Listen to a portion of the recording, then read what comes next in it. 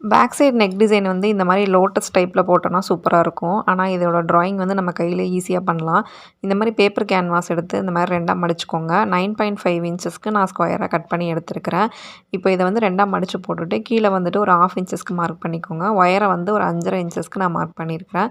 இப்போ இந்த மாதிரி ஆர்ம் ஹோல் ஸ்கேல் எடுத்துகிட்டு கீழே வந்துட்டு நம்ம இந்த 2 எட்ஜஸ் மார்க் பண்ணியிருந்தோம் இல்லைங்களா, டாட் வச்சுருந்ததை வந்துட்டு இந்த மாதிரி ஃபஸ்ட்டு ஒரு பெட்டல்ஸுக்கு வந்துட்டு நீங்கள் போட்டுக்கோங்க.